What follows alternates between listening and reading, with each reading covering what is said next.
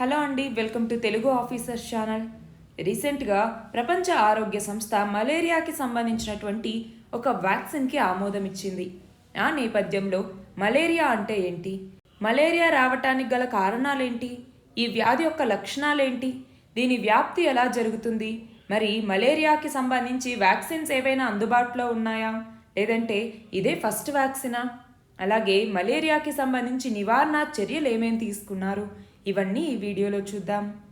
చూడండి, world health organisation అన్నటువంటిది, university of Oxford, అలాగే సీరం ఇన్స్టిట్యూట్ ఆఫ్ ఇండియా, ఇవి రెండు కలిసి డెవలప్ చేసినటువంటి R21 అన్నటువంటి వ్యాక్సిన్ అన్నమాట. ఇందులోని మ్యాట్రిక్స్ M కాంపోనెంట్ అన్నటువంటిది ఒక ప్రొప్రైటరీ సాఫోనిన్ బేస్డ్ అడ్జువెంట్. అడ్జువెంట్ అంటే ఏంటి? ఏదైనా ఒక వ్యాక్సిన్ ఇచ్చినప్పుడు అందులో ఏదైనా ఒక ఇంగ్రీడియంట్ కనుక మన ఇమ్యూన్ సిస్టమ్ రెస్పాన్స్ని కనుక పెంచిందనుకోండి, దాన్ని అడ్జువెంట్ అనేసి పిలుస్తాం. అయితే ఇక్కడ ఏమంటున్నారు? సాపోనిన్ బేస్డ్ అడ్జువెంట్ అంటున్నారు. సాపోనిన్ అన్నటువంటిది ఒక మొక్క యొక్క కాండం, బార్క్ అంటాం కదా, దాని నుంచి తీసుకునేటటువంటి ఒక కాంపౌండ్ అనమాట. ఏ మొక్క నుంచి తీసుకుంటున్నారు అంటే చిలీలో ఉన్నటువంటి క్విల్లజా సాపోనేరియా అన్నటువంటి చెట్టు నుంచి తీసుకునేటటువంటి ఒక కాంపౌండ్ ఈ సాపోనిన్ అన్నటువంటిది. ఈ సాపోనిన్ని మనం ఎప్పటి నుంచో మెడికల్ యూజ్లో వాడుతూ ఉన్నాం కూడా. అయితే ఇక్కడ మనం చూస్తే ఈ సాపోనిన్ బేస్డ్ అడ్జువెంట్ని తయారు చేసినటువంటి సంస్థ ఏది అంటే నోవావాక్స్ అన్నటువంటిది. అయితే ఇది సీరం ఇన్స్టిట్యూట్ ఆఫ్ ఇండియాకి దీన్ని యూజ్ చేసుకోవటానికి లైసెన్స్ని ఇవ్వటం జరిగింది. అయితే ఇప్పుడు చూస్తే ఈ వ్యాక్సిన్ని ఘనా, నైజీరియా మరియు బుర్కినా ఫాసో వీటిలో మాత్రమే యూజ్ చేయడానికి లైసెన్స్ అనేది ఉంది. మరి ఈ నేపథ్యంలో మలేరియా గురించి మనకి తెలియాలి. మలేరియా అన్నటువంటిది ప్లాస్మోడియం పారాసైట్ ద్వారా వచ్చేటటువంటి ఒక వ్యాధి. ఇది మనుషులకి ఫీమేల్ అనాఫిలిస్ మస్కిటోస్ ద్వారా వ్యాపిస్తుంది. అయితే ఈ ప్లాస్మోడియం పారాసైట్ కి సంబంధించి ఇందులో 5 స్పీషీస్ మన మనుషులకి మలేరియాని కలిగిస్తాయి. అందులో 2 వచ్చేసరికి ప్లాస్మోడియం ఫాల్సిపారం అన్నటువంటిది, అలాగే ప్లాస్మోడియం వివాక్స్ అన్నటువంటివి. వీటి ద్వారా మనకి ఎక్కువ థ్రెట్ అనేది ఉంటుంది.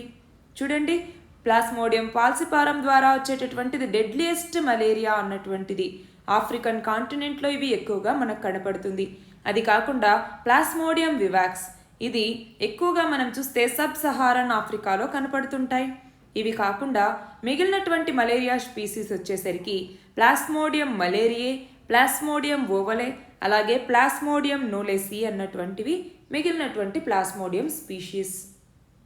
మరి మలేరియా సోకితే మనకు కనపడేటటువంటి లక్షణాలు ఏంటి అంటే చూడండి, ఫీవర్, చిల్స్, హెడేక్ ఇలాంటివి ఉంటాయి. ఇవన్నీ మైల్డ్ సిమ్టమ్స్. మరి సివియర్ సిమ్టమ్స్ చూడండి, ఫ్యాటిక్ అనేది ఉండటం, కన్ఫ్యూజన్ ఉంటుంది, సీజర్స్ అనేవి ఉంటాయి, అలాగే శ్వాస తీసుకోవటంలో కూడా ఇబ్బంది అనేది ఉంటుంది.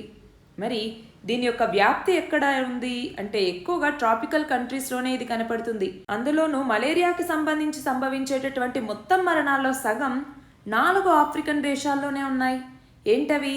Nigeria, democratic republic of Congo, అలాగే యునైటెడ్ రిపబ్లిక్ ఆఫ్ టాంజానియా మరియు నైజర్.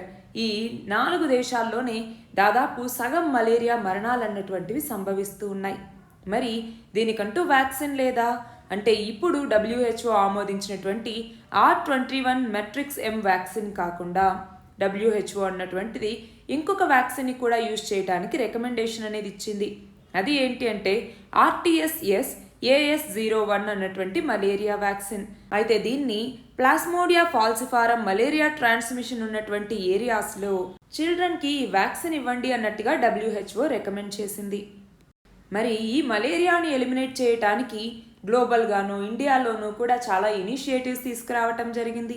అందులో గ్లోబల్గా చూడండి, WHO యొక్క global technical strategy for malaria 2016 నుంచి 30కి సంబంధించి దాన్ని 2021లో మళ్ళీ అప్డేట్ చేశారు. అందులో కొన్ని గ్లోబల్ టార్గెట్స్ని పెట్టుకోవటం జరిగింది. ఏమని?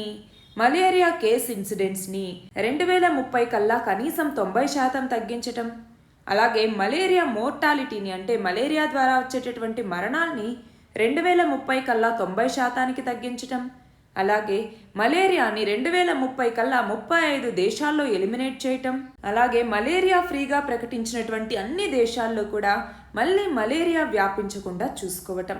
ఇవన్నీ దీని కింద ఉన్నటువంటి టార్గెట్స్ అన్నమాట.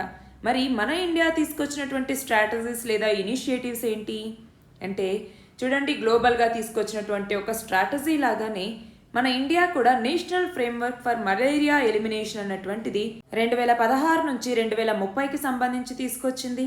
అది కాకుండా malaria elimination research alliance India లేదా మేరా ఇండియా అన్నటువంటి ఇంకొక ఇనిషియేటివ్ని కూడా మన భారతదేశం తీసుకొచ్చింది. All the very best and thank you very much.